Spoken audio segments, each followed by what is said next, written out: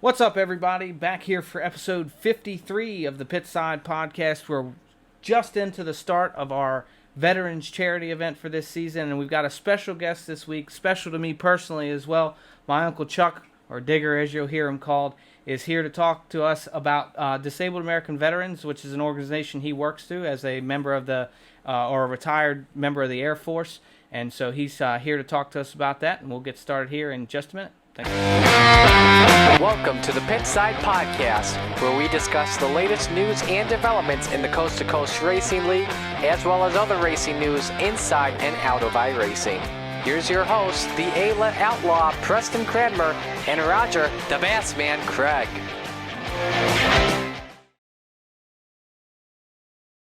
So we're back again. This is episode 53, right in the heart of our Veterans Charity event. But I'll tell you, last week we talked a little bit about it. But obviously, we were talking about this on I guess it was Thursday last week. About what was going to happen Sunday with Kyle Larson running for the championship. And you know, we talked about Denny Hamlin quite a bit. Which, you know, I only saw some of the race. I went into it just hoping, I hope Denny doesn't win. You know, I like Chase Elliott. I'm a big Chase Elliott fan. So Kyle Larson, Chase Elliott's fine. Kyle Larson goes out and absolutely dominates again. 10 wins this NASCAR season, the most since anybody did it since 2007 with Jimmy Johnson. Best racing season anyone's ever had, hands down. But I clarify. So it's the only NASCAR race I think I watch other than Daytona 500. Probably it's not that I'm not a fan. It's just no time. But I realized that was coming up. Yeah, let's get on and watch this thing. It was what an awesome race. But the correction is he didn't dominate that race. In fact, Truex was pretty dominant early on and throughout most of it. But he was always there. In fact, it was very cool. The top four were the four contenders. Right. And but the awesome part is, he was there. He placed himself in a position to win. When I first put it on, it was in the early laps, and his crew chief had made a call putting them back in P32 early in the race when there's wrecks and everything else. Like, it was a risky move. But by the next pit stop, he was running P5 and then on from there. But I'm just so happy. I love Kyle Larson. You know, he's just such an awesome racer, and he's evidently he's Tony Stewart's favorite. That's been one of the cool things. And to me, like you're saying, to me it just kind of felt like the whole race. Now, granted, like you're saying, he was back early, but it just felt like he was kind of biding his time. Which I know nowadays NASCAR, that's a little bit what it is anyway. Like, you just got to be there at the end. But talk about a team win. Oh yeah. So for those that don't know, like, the last pit stop, he was running fourth of the four of them. Comes into the pits with an all-star team, man. You talk about killing it. Their second fastest pit stop of the season. Like, talk about when the crunch is on. He comes in the pits fourth. He goes out first. That was the race. That may be, and of course somebody can prove me wrong out there, but NASCAR wise at least, I'm not sure that you could pinpoint a pit stop that practically won a guy a championship. I'm sure there's one out there, but still, especially in this day and age when pit stops are all so close, those guys are all within fractions of seconds of one another. We heard our guest last week talk about that, but that's good. Yeah, but it was crazy, but I don't know. I'm with you though. It was just good to see him win. It's been a crazy comeback story for him, and to come out, we saw what he did when he wasn't in NASCAR and he dominated the dirt scene, and then he comes out and he's still winning dirt track races and still winning NASCAR races. I will maintain that it's probably one of the best seasons any race car driver has ever had. There's lots of people saying he's the greatest of all time now. I certainly don't think you can make that claim. It's too soon. You got to put together several great seasons, but but he's a on contender. Track, right? Yeah, he's on track. Yeah, and but the best part of that too was the first thing out of his mouth when he got out of the car was, thanking the crew. It wasn't like taking all the glory. He was thanking his crew right off the bat. He was high-fiving every one of those guys before he did an interview, and that was cool to see. That was a team win, a big team win. But oh man, what a dominator! It's just what a way to cap off just an amazing comeback. And I saw a picture on Facebook Glenn Stiers, doing a selfie with Kyle in the background, and Glenn was if not the first, one of the very first to pick Kyle up and support him when things were at the lowest of lows. So that was very, very cool to see. Absolutely, sure. Absolutely. And so one last point. I'm pretty sure before he could even start thanking his crew, his lady's up there shotgunning a beer. Yeah. As is tradition. So what I'm challenging is the next Roger Craig win, and I know there'll be one, despite all the people who say otherwise.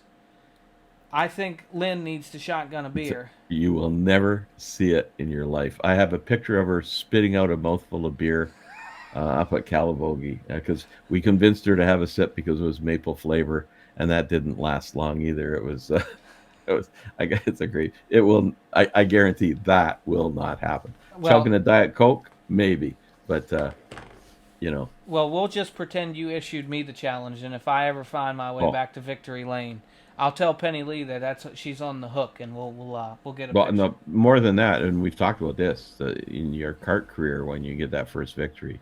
Oh yeah, she's got to be there. It's got to happen. It's got to be recorded, and I'm excited to see that the whole thing. You win a feature, and I'm at this point. I'll be glad to get her to do it when I start a race, because I just hope you win a feature. Before your little guy gets into college. That's all. Just saying. Well, Eli's got a little ways to go. I'll tell you that he'll be in the cart before that happens. So at some point, I relinquish the seat over to him. So it's got to be before that. Yes. So we've been talking a little bit, and Roger, I know you were mentioning this to me off air. Some of our divisions, we're seeing some fluctuations in attendance. I don't know exactly which ones those are. We did just finish running our Topless Tuesday race. That's not a broadcast race, and we always expected that one to be a little bit lower. But I would encourage anybody to come out for that. Yep. It's a low intensity environment. We had 11 out tonight. We'd like to see that a little bit higher, but it's been a lot of fun. The midgets and the wingless sprint cars, and so that's Tuesday at 9:00. Yeah, come out and get a top 10. I got one tonight. I think. There you go. Somebody quit, I think so. Yeah, we had somebody quit before it even started, so it was officially 10 started the feature. You're right. Yeah. So, anyways, we've got a couple other divisions. Do you want to mention those? I mean, we're mentioning this mainly so you guys know. Get out there and race with us. The Pro Late models is really that they need to pick it up, because I think we had 11 cars last week. That's not good at all, and there's a lot of reasons for that. There's a lot of reasons for some of the car counts we see mid-season. I went back historically. There's a drop, but with the Hometown Heroes, we were getting car counts of 40. So now we're getting like 26 or 28, which is down. It was at 40. So some of that is mid-season, whatever you want to call it, but slump or whatever. But anyways, we do need to support it, because we are heavy into the planning of next season, and we need to we're looking at these numbers. We got to make a decision sooner than later on what we keep running, and what we broadcast. So we got some exciting stuff coming though, man. When we talk about the broadcasting, we've got for the and we're going to get into the Knoxville Nationals. But Marty Sakala is going to do Saturday, Sunday, and Monday. And then I keep wanting to call him Vice Grip. Virtual Grip. Vice Grip. Virtual Grip. So I watched a race they did the other night for the BRL, I think it is. It was a street stock race. Hein and Spies are in there beating each other up. They do a crackerjack job. So what we're talking about here is they have a producer. They have two guys in the booth. They run a Zoom meeting during the race. So if you want, you join the Zoom meeting, and so when they're following your car, they're watching you in your rig driving, which some guys don't want any part of that. I'm going to have to record myself to see if I do anything stupid. It was cool. The one issue was that the one kid they were following was in VR, so it's kind of. But and he would talk to him the other time, and then I think he won the race, so they interviewed him, and by then, of course, he had the goggles off, but they were recording through Discord the voice, but you could see, it's kind of cool. You're looking at the driver, so that's a nice little twist. So I think we got a couple of interesting little twists coming up in the coming season, and they'll be on board. They'll be doing the Hometown Heroes next season, and so we were hoping Joe would do the Thursday nights, but that didn't pan out. So we're not sure we're not sure what we're doing next season from a broadcast perspective and that. So like I say, lots of balls in the air right now, and things change day to day, literally. There are so many balls in the air, and one affects another. We got another thing, Preston. We talked last week about your awards night ceremony, and pumped for that. That's going to be a great event, and the more we talk about it, the more ideas that keep coming out. It's going to be. But you do definitely have to wear a tux. I mean, I will dress up. Happen. I can't promise a tux, but yeah. I will dress up to host this thing. I've enlisted some help to help me produce the show. It's going to be a big deal. Yeah. I think I mentioned last week, we're finalizing what awards there are. Some of them have already been being worked on, right? So we know generally who's in the running for certain things. But next week on the podcast, I will have an official announcement of the different types of awards. There will be don't hold me to this, but I'm pretty certain there's going to also be one peer-voted award as well. So you guys will have to keep an eye out for that, because if we want everybody to go vote, you're only obviously eligible to vote once, but it will be fans, drivers, whatever. It's going to be, an award decided by the people. So that'll be available for you as well. But we'll give you the full list of all the different awards next week as well. But so that'll be cool. But I'm in the planning stages, and I'm reluctant to say too much because I want some of it to be a surprise. But I promise we're going to do it upright. It'll be a good time. So another, just the way these things happen. John Hine and I are up. Well, many nights we're up till about 1:30 or 2, just trading. We have you in the convo until about 11:30 or so. That's like about right. And we get on till about 1:30. Well, John Hine hit another one out of the park last night with an idea. It is just awesome. Everybody's going to really like this. I'm telling you right now. I'm not going to say anything more about it because we've got a whole lot of planning to do and organizing to do to make this happen. But the whole concept is just awesome. So something more coming. I know you guys are like, well, just tell. Well, no, we want to have some order to it. We need to know how how's the process work and how's this. But it's going to be, when you hear about it, trust me, it's cool. So we got lots of cool stuff coming down the pipe for sure, man. And I'll say, I think one of the reasons it's exciting is because it's another one of those things that I don't think I've ever seen another league do. And that's what we love to do. Not everything we try is going to be a hit, but we're going to get out there and we're going to try things, and I have no doubt about this one for sure. But we're going to get out there and try things and try to make this the coolest league anybody's run before. So that means trying stuff sometimes, and we see what happens when it happens. Sometimes it sticks, sometimes it doesn't. So we'll just but a lot of it is stuck. Like Hometown Heroes. Exactly. Hometown Heroes was just such a great concept, and it's just been so popular. So it's going to even be bigger and better next year for sure. So pretty excited about that. Still don't know the track. We're waiting to see what iRacing is going to release. And, there's always Lernerville and where the hell else were we? Oh, Cedar Lake. They're still in the running because those are good tracks to run at. But there's some rumors about some new tracks coming out. So, that's another thing to look forward to is, where are we going to race next season for that? So. For sure. But right now, all our focus is on this Veterans Charity event, our Knoxville Nationals that we're running. I want to remind everybody, obviously, you're watching this on Sunday or possibly later. The Saturday race is over. That was the first qualifier race, but that does not mean it's too late for you to enter. You can still go and donate. At this point would be $15. You can enter the race, so you have an opportunity to qualify tonight, which is Sunday, or Monday night is the last chance qualifier as well. So you don't have to run all of them to be eligible for the final night, which is on Tuesday. Now, and we will even on Tuesday, if somebody comes up with their $15 or more, we'll put them in the E-main and let them, if they've got the confidence to work their way up and money. So, I said this in a couple other places, but, I was told by, did you catch that name? I'm trying to remember now because she's messaged you too, from the Disabled American Veterans, that every dollar donated turns out to be $40. Yeah, so it's like a $400 donation. Yeah, or the $15 is like $500 to $600 in donated. So, like, come on out. Like, even if you don't race, you don't need to race to donate.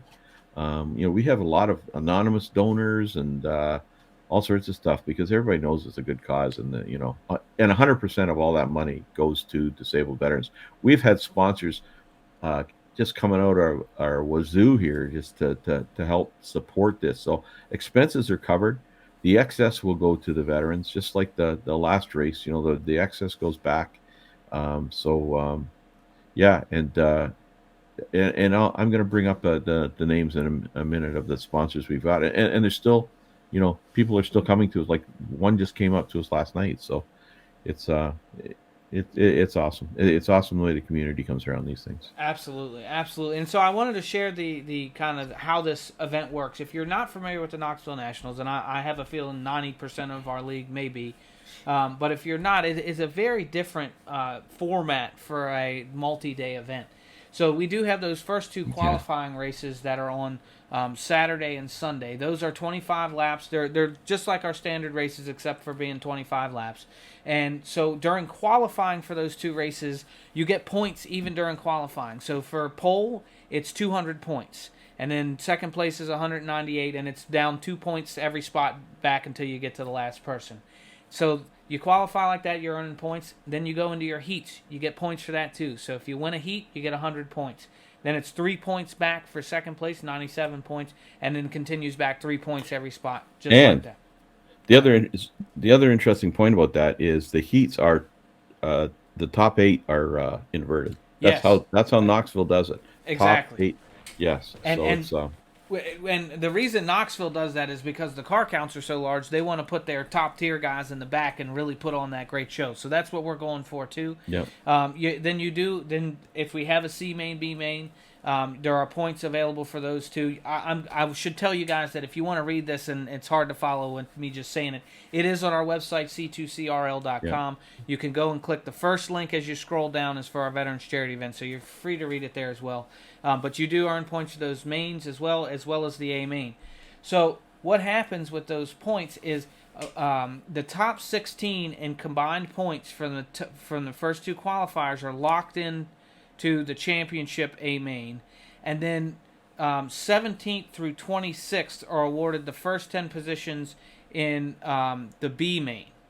So after that, everybody else comes back to our last chance, which is called the Hard Knocks event.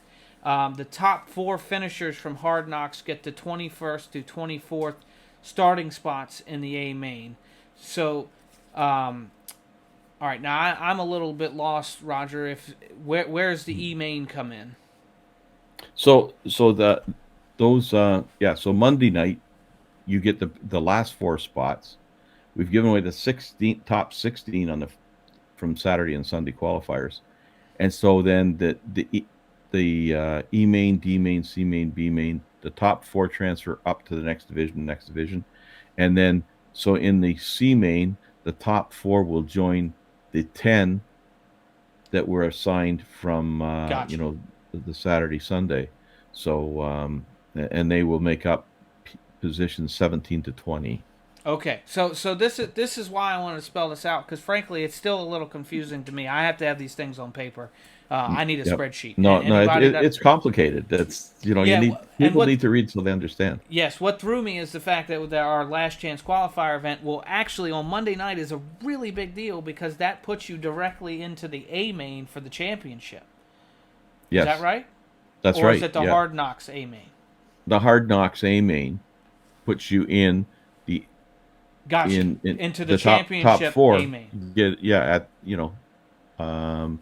at the back, Got it. but still, you're in the show. It's 50 laps. Anything can happen, man. So what I'm going to tell you guys again is go to C2CRL and read it for yourselves because I Yes. know I've done a thorough job of confusing you all at this point. No, but it's hard to explain it. It is, without but it's confusing. excellent. Like it's tons of fun because you're having to keep track of your points. It makes it a little tougher on the back end where we're having to calculate them. But So I know in real life, Dylan Westbrook was, in the Knoxville Nationals, and he was messaging home, like how many points do I have? Because it's pretty complicated, and Yeah. and if if you ran Saturday, you got to wait till see how the guys do Sunday, because it Right. could be 10 guys come out of Saturday and only 6 guys come out of Sunday, depending on how many points. So a perfect night on points. We'll talk about that. Those first 2 nights. A perfect night on points would be 500 points. So there's 200 for qualifying, there's 200 for the feature, and there's 100 for a heat. 100 for the heats. And so it's got me screwed up, man, because I cannot qualify worth a damn. So I'm in trouble right off the, like, if you do 2 laps fast qualifier, that's the equivalent of running a 25 lap feature against 24 cars and winning. They're both the same value, 200 points. So it's a whole different format. It's what makes Knoxville Nationals, and everybody talks about it. So Yep, that's right. it's wild, man. So it should be good. And a big shout out to Josh Gerlach. Josh, whose grandfather, I think, his grandfather used to be the announcer. He's in Sprint Car Hall of Fame. So Josh is a regular at Knoxville, and I was trying to get all this information, and I couldn't get this detailed off of Knoxville's website. It was Josh talked to a few people and dug it up for me. It wasn't like he just, I have this right here. He went and did some digging and got this information for us. So a big shout out to Josh. So it's So I mean, we're pretty much doing the Knoxville Nationals right down to a T of how they did it. The only difference we're doing is we've got the veterans, the 3-race Veterans League. They're got their own little mini series, and the top qualifier there in points in their series that did not qualify will get a provisional P25. And then that idea you came up with last season, the auctioning off a provisional. It's just more, it's more money for the disabled American veterans or honor house, it's a great thing. It's a great thing. And we've been talking a lot about the event, but we should really shout them out too. What they do for veterans in our respective countries is incredible. And we'll talk about that here in just a minute. But that's we mentioned it at the beginning, but that's the reason we're doing all this. Like, we're going to get out and have a good time, but this is, again, we say it every time we do one of these. We get out week after week and have a good time and get to goof off, and it's a simulation, right? But we're playing around, and this is just our way of giving back to other people that need it, really, and it's important to our community. And I think it shows that it's important to our community by the commitment we get from guys season after season between those sponsors, and then our drivers and everybody else that contributes. Yeah. And I mean, there's even some old guard that are signing up for this that have been in the league for a while. So it's cool to see them come back. I'm going to give a shout out now to all these sponsors, because what have I got here? 10 sponsors for this at the time of this. Like, who knows if others will be coming on, but Cool Ray, Andy Piercefield, Cool Ray, heating and air conditioning, they're front and center at the Braves game on this on the scoreboard, and Yeah, how about that? yeah. So he's chosen to sponsor them as well as us, which is a nice, that's a nice gesture on his I, part. I, Just I like to think to the sponsor Braves them. heard about what we were doing and just wanted Yeah, to get yeah, involved. that's right. And then but Coolray's always been there for us. They Just a have. big shout out. Gambler Motorsports, always there. Always there. Can-Am Racing Team, proud to say that we're a sponsor of this event. VMR Wraps. VMR Wraps has been there since day one of all. First time I asked those guys for wraps, they were always, and then they started offering multiple wraps and everything else. I think there's 2 wraps for this one. So a big shout out to them. Ripka Designs. We talked to Lance last week.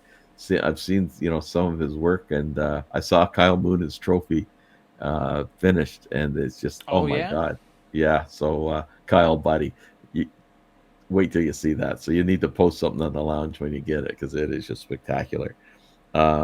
Velocity Race Design, the Ross Corinta, and that I'm hoping Chris Saveski might come out too. He's a pro qualifier now. He's in the big show for the World of Outlaws. So hopefully he can make some time and come out for this. World of Sport podcast.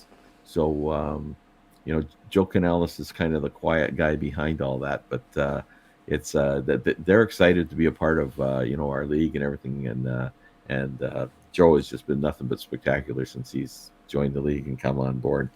ABR setups, Alex Bergeron setups, that they've stepped up, and I know there will be a lot of boys running Alex Bergeron setups. I know there's a few have already approached them, that hey, it's a 50-lap race, and it's 15% starting, and so they're looking for custom setup. So Now is he donating something? Is it a yes, giveaway?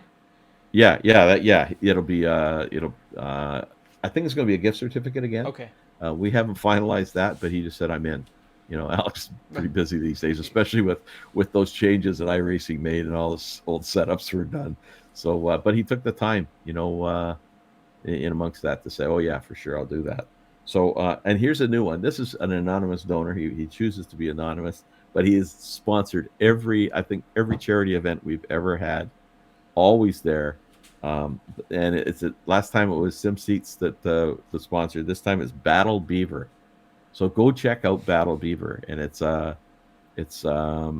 custom devices for gaming and stuff. So I think it's a company he's invested in, and he's saying like, so it's his one way of promoting that. And Chip Banger Racing. So again, Chip Banger Racing, bunch of guys there that have supported. They're supporting. I think it's the.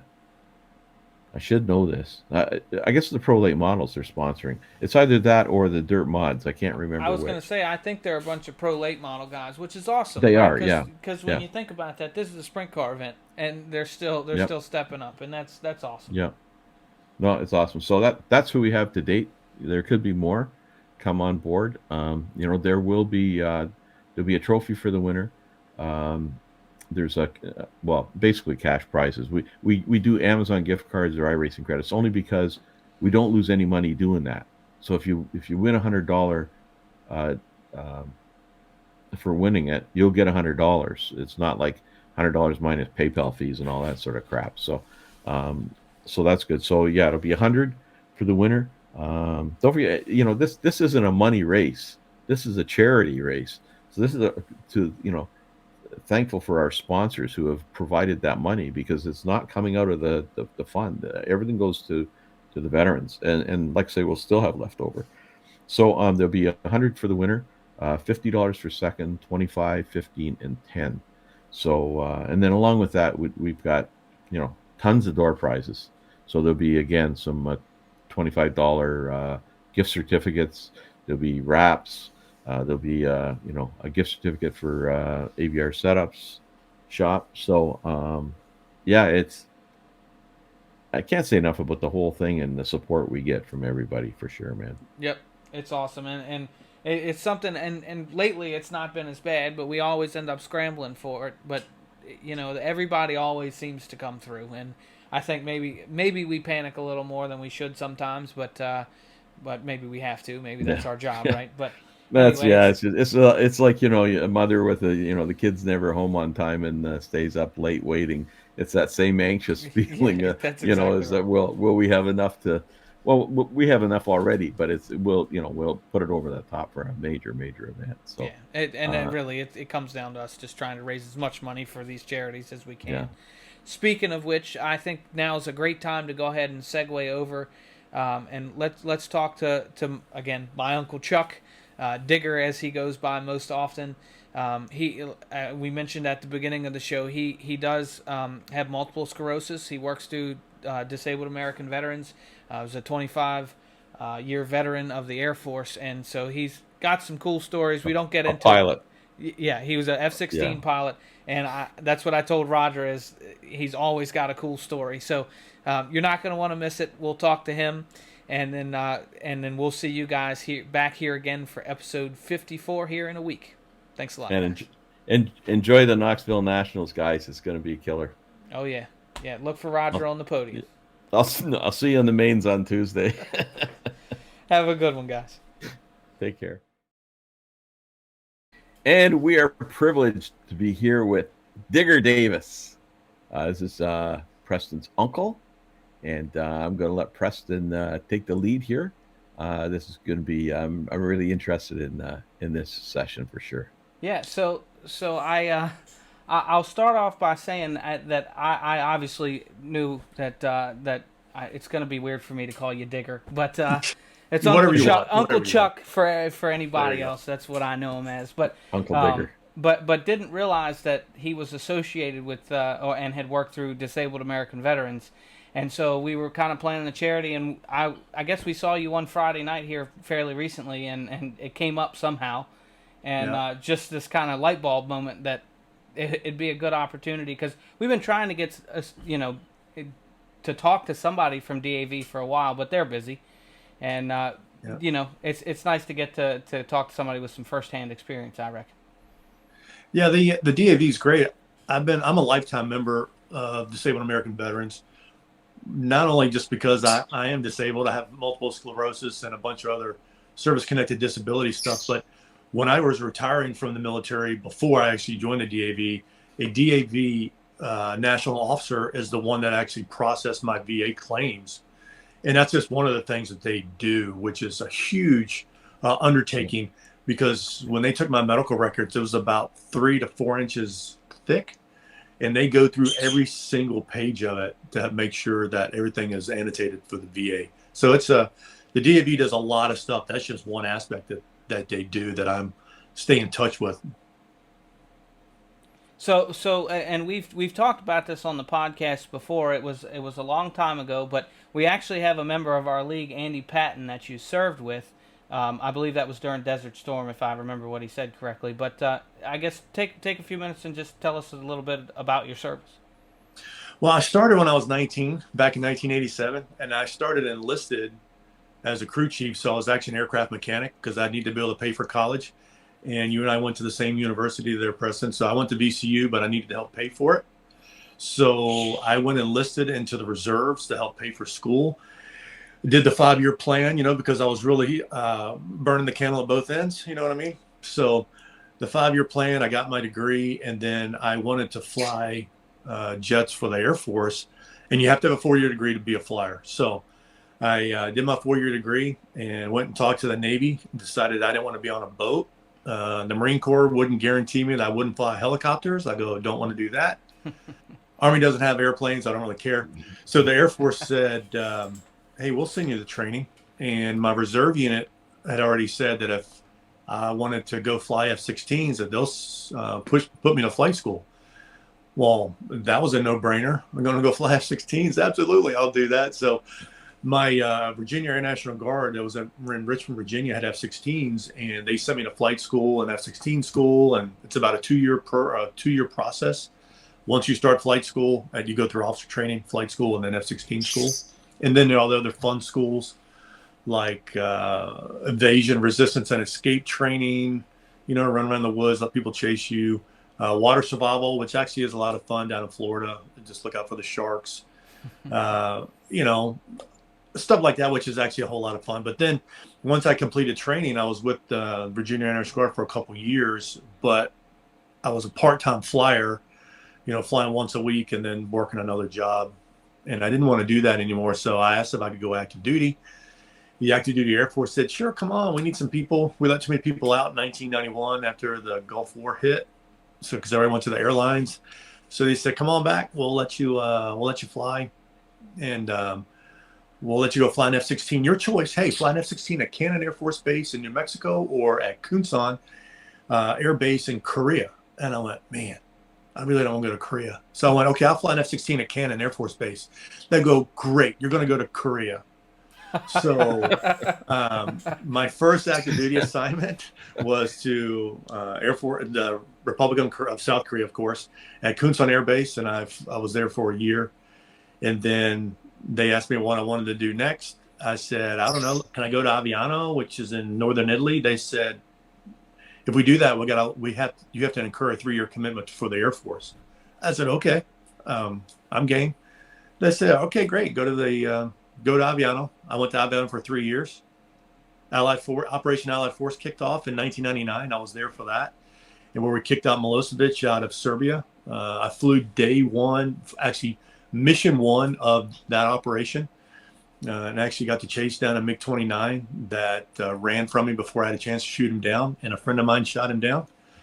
But then 72 days later, I dropped, I don't know, about almost a million pounds worth of ordnance during that conflict. And then after that assignment, I got to go to Cannon Air Force Base, New Mexico. So I guess they weren't lying. They say you get your first choice. But anyway, I went to the Air Force, United States Air Force Weapons School, got selected for that, which if people are kind of familiar, the Navy has Top Gun, which is about a 3-month course. United States Air Force have what's called Air Force Weapons School, which is a 6-month course where they take only somebody who's already been an instructor in the airplane, and you have to be selected to go. They graduate about 18 to 20 students a year, obviously with only 2 courses. So I'm about one out of, 600 weapons school graduates in the F-16. Then when I was at Cannon, 9/11 happened. And then a year later, I got sent to Kuwait and kicked off the Iraqi Freedom War in March of 2003. We knew it was going to happen. We just didn't know when. So they sent me in December of 2002 and said, get ready. We don't know when it's going to happen. And I got to stay through almost the beginning of May of 2003. And again, flew mission 1 of Iraqi Freedom. Flew about 30 combat missions or so there in about from beginning of March until the end of April. And then went on to be an operational test pilot, stationed in Florida, stationed in Las Vegas, and then still traveled a bunch, went to the command staff, and I was a staff officer for a couple years working on the F-22 and the F-35. And then finished my career in Florida as a squadron commander with doing electronic warfare. And all I know about is what electronic warfare is. I have a switch that was down here on my left side of my console that turned on a jamming pod that kept me alive. But they said, you're qualified, and I went and became a commander, which really had to take care of people more than anything else. And then February 1st, 2012, I retired after 25 total years. And now I'm working for a defense contractor at Langley Air Force Base in Virginia, doing simulator work. So you've done a little bit, I guess. Yeah, I've done a couple things. I got a little things on the wall back here behind me, stuff like that. Yeah, I noticed a nice backdrop there. That's for sure. It's pretty impressive. Yeah, if you ever find yourself there, Roger, it's not just that wall. It's pretty awesome. Oh yeah, it's pretty cool. I got to give credit to my wife though. She's the one that did all of it. I had all this stuff in boxes and everything. All 4 walls are covered with memorabilia from my 25 years of service, and she did all of it. Otherwise, they'd still be in boxes in a closet. So we'll take a quick sidebar just because you mentioned Ginger. Yeah. She has actually raced before. She did, yeah. She did sprint cars when she was younger. Yeah. Really? Yeah. Yeah, she was on, if I'm not mistaken, she was on asphalt, but she was out in Las Vegas, right? Yeah, out in Las Vegas, sure was. Yeah, she also did drag racing at the same time.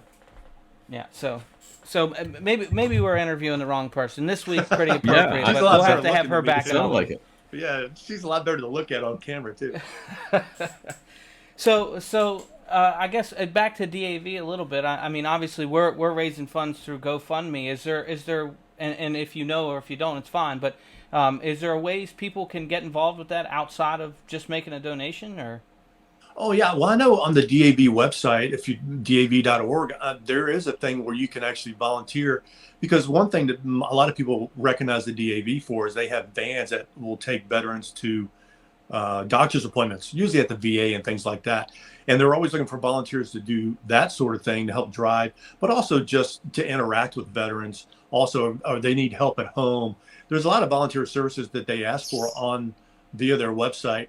And as you probably already know this too, I mean, they are a big, I hate to use the word lobbyist, they're big on Capitol Hill for veterans too, not just as a reactionary force, but a proactive force to make sure veterans are looked after, especially when it comes to the VA or any sort of legislation that's come down to support veterans that need help, especially after all the conflicts they've been involved in. And with all the medical stuff that's now going on, they've been pushing a lot to make sure veterans are getting their just dues. Awesome. I can't remember the lady's name now. She's in the forces, and she works for Disabled American Veterans. Contacted us because they had caught wind that we were doing this fundraiser. But in our conversation, this really blew me away. She said that for every dollar collected or donated, it's equal to $40. Nice. So just when you're saying about what they lobby for and everything else, I'm sure it's tied in with that. Like, I've heard of different things where, for every dollar there's $3 raised or equivalent, but I've never heard a number like this, $40, which is phenomenal. So like, and I did a little blurb today, Preston, just to promote this thing, and I was talking about that, like a $10 donation, it's like $400. So they've obviously been very, very effective in raising, for fundraising and supporting the veterans for sure. It's they do. cool. They're involved in not only helping veterans obtain jobs outside of the service, but also helping with scholarships, with educational money for veterans, and I believe also some for veterans' families too. So, and they have a large scope. I mean, they've been around since 1920, so they've been knee deep in helping veterans with all aspects, not just what most people see, which is going to the hospital or getting VA appointments done. No. So on top of all of this and your work through DAV and obviously a pretty illustrious career, you've started up a little bit of a small business. Do you want to plug that? Oh, of course. I'm a certified personal trainer. Here's a little backstory to this, which it's very important.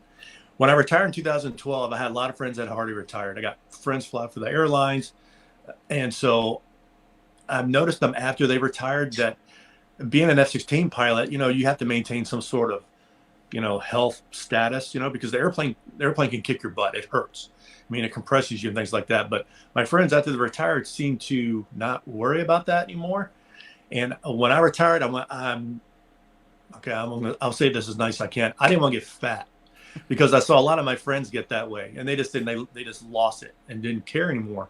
So in 2013, I went through a career school to learn about nutrition and fitness training and everything else, and then went through the National Council on Strength and Fitness and got my certification as a personal trainer. Subsequently, over the last 8 years, I've gained my certification as a strength coach and also a certification through the NCSF as a sports nutrition specialist. So with that, I was doing some personal one-on-one training when I was still in Las Vegas, stationed out or working out there as a contractor. But now, because of just COVID and things, the online trainings seem to be becoming a big thing. So on Facebook, I have Center of Gravity Fitness Forever, which is my page that people can contact me on, or just you want to talk fitness, you can talk there, or Charles Davis, not a dot Davis, on just Facebook for my personal account. You can talk to me about fitness there, but also I'm on Instagram, and it's Digger F16 on Instagram because, I like my airplane, and I talk fitness on that site too. But I'm providing online personal training programs customized to the person for what they're trying to do: lose weight, gain strength, lose weight and gain strength, and also to eat better. So it's a customized personal training program, not just for working out, but really for nutrition, because nutrition is the 80% part of the equation. 20% is working out. 80% is what you shove down your throat. And 75%, this is a CDC stat, and I'm not big on the CDC right now, but anyway, the CDC stat says that 75% of Americans, I don't know about Canada, 75% of Americans are overweight, which includes obesity. And about obesity rate itself is around about 30%. And that's so 2 out of 3 Americans are overweight. And that's not, and you want to talk about health issues and things like that. COVID-19 hits you, and you already say you have any overweight's a big deal. So I can help people with their health status. And you know, I'm not talking about being a bodybuilder or being a fitness model. I'm talking about overall health, just to be healthy. That's my big motivation. You know, if you want to look good, hey, what I'm going to show you is going to help you look good. That's just going to happen regardless. I mean, take Preston, for example. Dude, the guy's a stud. I mean, look at it. You know, I mean, it's not You've much just more. lost all credibility. There's not much more I can do to help him out. You know, I might be able to refine a couple things, but you know, but he's got the youth on his side. At 53, almost 54, and having MS and having severe arthritis and dealing with the other aspects of everybody's life, I like to think that I am the perfect example for just an everyday person of what you can do and what you can accomplish, because I took everything I learned and applied it to myself so people can see that, hey, if I can do it with all my busy aspects, then you can do it too. And the personal training side comes from a military background too, because it's a motivation thing. And before I went to the service, and this again is a little bit of a sidebar, I was told that I wouldn't be an F-16 pilot. My dad, or Preston's grandfather, his papa, was always all for it. He was a big influencer of mine. He says, whatever you want to do, you put your mind to it and do it. And I had so many people saying, you'll never make it. It's too hard. Nobody does it. And I went, what? That doesn't make any sense. Other people have done it. Why can't I do it too? So I went, I guess I'll say rags to riches story, because I didn't go to the Air Force Academy. You know, I wasn't given anything. I come from, I'll say, you know, humble background. And I paid for school. I went enlisted first, went to the officer's side, and retired active duty. So I went the opposite direction that most people go. So there's my motivation from the military side into the personal training side, which also covers me under the DAV side, because I want other people, just because you got a D label associated with you as a veteran, doesn't mean you're disabled completely. It's just a label that might get you a really cool license plate, you know, and you don't have to pay as much at the DMV. But I don't know any veteran that is disabled uses that as their moniker to introduce themselves. I don't. Well, I have to tell you, you probably have just opened up the floodgates, because I've had the privilege of meeting a few of our league members, and most of them have let themselves go. So I'm pretty sure you're going to get a few messages here and there. Well, I personally, I will be following up. You know, like COVID, that was terrible. We were going to the pool every day before, and then we started walking during COVID, but then that kind of stopped, and we just literally aged, you know, in our chairs over the last 2 years, and now back at the pool, and you know, trying to, you know, eat right and undo all the bad things I did to myself. And I'll be checking out your site for sure, man, because all those things you're saying are ringing in my ears, because it's the things that I've been talking to myself in my head about. You know, I need to be doing these things, because I don't want to be, you know, old and just sitting in a chair. It's just there's a time for that maybe, but not yet. So just DM me and ask me questions, whatever. I mean, I'm welcome to talk to anybody that wants to know more. What was that Facebook page again? The Facebook page is Center of Gravity, and I think it says Digger CPT. You can search for that, either one. I'm also on Facebook. This is Charles Davis, and it has a really nice picture of me and my wife on there. If you go to Center of Gravity, you'll see me with a T-shirt on that says "Embrace the Suck," because that's how most people look at fitness and nutrition, because they hate it. You know, so you gotta embrace it. That's all you can do. That's awesome, man. And just to go back a bit, you're talking about those missions you flew, 30 in basically like 60 days, like every other day you were flying a mission. Yeah. Wow. There was During Kosovo, that was 72. That was 72 days, and I was flying just about every other day. And those missions were anywhere from 2 hours to 8 hours long, and it could be me going in country, maybe dropping a couple bombs or finding targets, and then going back to a tanker out of the Adriatic, getting more gas, going back in to country, finding more targets. I'm also, when I was flying, I was a forward air controller airborne. So I actually controlled other fighters in the air. I would find targets and then direct them to the targets and then direct their engagement on those targets. So I would do that. And then we also would run in what's called combat air patrols in Bosnia to make sure the Serbs didn't jump over the border to go and do something to Bosnia like they had done in the mid 90s.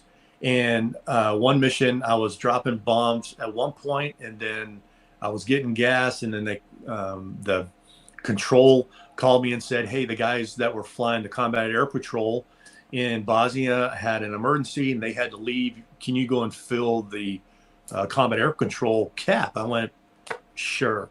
So, because we're flying with bombs, but also air-to-air ordnance, missiles and stuff like that. So then I go over to the combat air patrol cap and fly that for about 4 hours. And then once I landed, the mission itself, I think was a total of about 7.8 hours long total. And it was only scheduled to be about 4. In Iraq, most of the missions were about 1.5 hours to about 2.5 hours, depending on where I was flying in Iraq.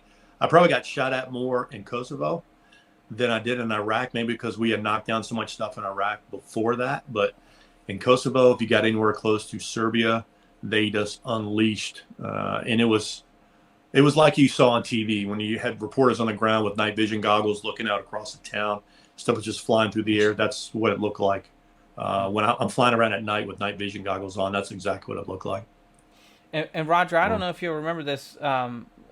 He was sharing back maybe 6 months ago or a little bit more. He was sharing some of his stuff from your flight journal.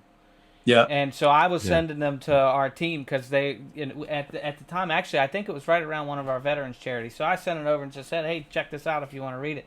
And it got to the point where everybody was waiting for the next one to come out. So we would all read them and send them out, and it was a lot of fun. Well, Preston, I'll just have to email you my two journals themselves. I mean, they're typed out. They're in soft copy. I'll just email them to you. Oh, that would be awesome. Yeah, I didn't realize that you had that. Yeah.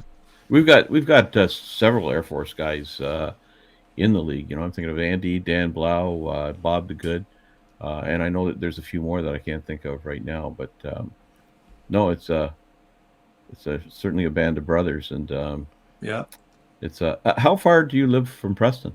I know about 45 minutes. Okay. I got to add that to the trip agenda then, Preston. Is. I thought you were going to suggest he comes up and runs the veterans race. Well, no, but and his wife runs ladies' night. Sounds like she's got a real good chance. So I'm interested now. Does your wife have a room similar to that of sprint car trophies? Or no, she doesn't. She did that when she was a teenager, or later in her teens when she did it. And I've seen the pictures, but she doesn't have any like trophies and stuff around here. If she's got them, they might be at her dad's house or something. I don't know. Yeah, Preston, you need to lean on her a bit. Get her to come out and race with the boys. She likes to give advice. I'll tell you that. Hopefully she watches this because Ginger and I like to poke at each other. So. They do. She likes to offer advice, and sometimes it's not necessarily solicited advice. So. Yeah, but that's usually after we've already been at Don Pedro's for a little while. Yeah, that's true. A couple beers down. Yeah. Yeah. Well, I really appreciate you personally. I really appreciate you coming on, but it's I'm glad you're able to come and share some more information about the AV because it's I think you can look it up, but it's nice to hear from someone who's got some experience working with them in both directions, and I really appreciate you. Absolutely, great organization, and highly recommend if you can just go and just support them. That's great, and I just hope everybody remembers this Thursday's Veterans Day. Absolutely. I'm also a VFW member and also an American Legion member, and I'll be handing out poppies this Saturday up in Williamsburg, Virginia, for Veterans Day weekend. Awesome. Yeah, it's good to know that there's some Americans know about the poppies because I know I've been in that's right. some places and people don't really know what that part of it's about. But Yeah, it's all good all the way around, as long as we all show our respect. That's for sure. absolutely. Digger, it's been a privilege talking to you, seriously. And Thank you. Thank you for what you've done. Thank you for your service. We really, really do appreciate it. We wouldn't be doing all the fun stuff that we do if it wasn't for guys like you. So Yeah. Well, thanks for letting me talk. Because Preston knows that I can talk for hours if you let me. Yeah, I know. All right. Well, thanks a lot, and we'll catch you guys back here again next week for episode 54. Thanks a lot, guys.